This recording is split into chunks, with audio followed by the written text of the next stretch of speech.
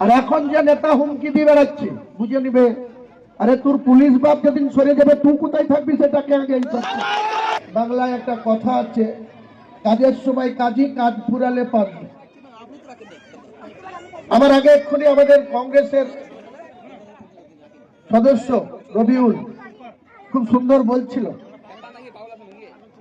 আমি 2016 সালে 12 সালে বিধায়ক পদ ত্যাগ করে তৃণমূলে জয়েন করলাম। 13 সালের 23শে ফেব্রুয়ারি এই তৃণমূলের প্রতীকে রেজিনগর বিধানসভায় আমি প্রার্থী ছিলাম।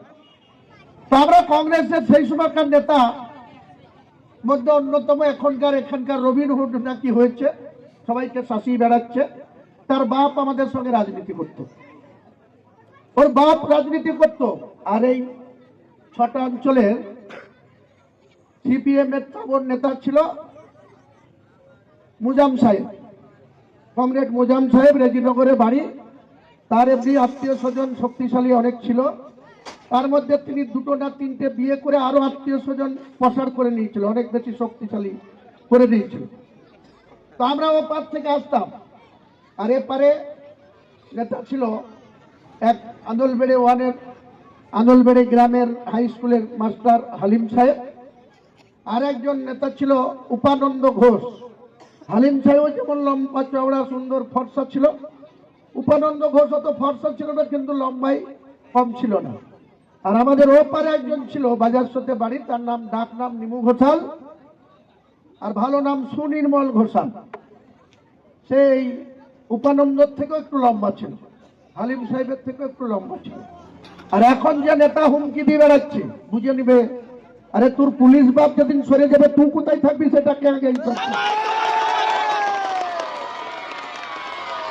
তুই কার ছেলে, তোর কত মুরুদ আমার জানা আছে। আমি হুমায়ুন কবির বলছি, রেজিনগরে তোর বাপকে প্রভাকর ভট্টাচার্য তখন রেজিনগরের ওসি, সমর রায় বলে একজন মেজবাবু ছিল, মোহন শর্মা বলে একজন মেজবাবু ছিল।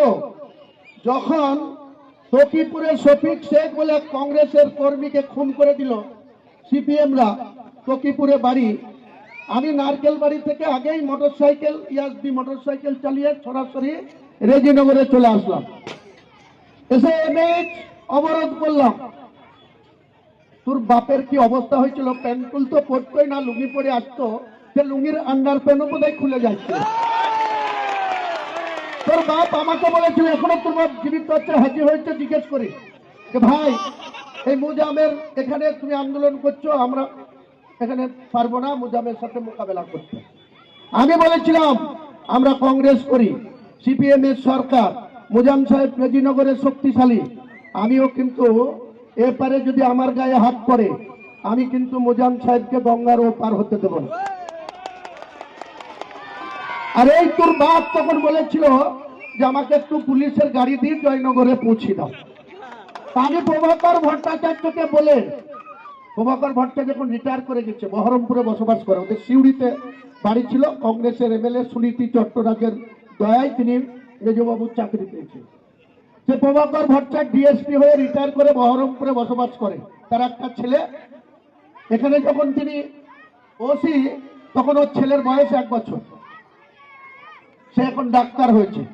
আর একজন 2001 সালে এখানকার ওসি ছিল গৌতম চক্রবর্তী। যখন 2000 সালে বন্যায় লোকনাথপুর সহ পলাশী সহ NH 34 বেলডাঙ্গা সব এক মাজা পানি, গাড়ি ঘোড়া চলা বন্ধ, তারপরে রেল লাইন ভেঙে গেল, তারপরে গৌতম চক্রবর্তী ওসি এসেছিল।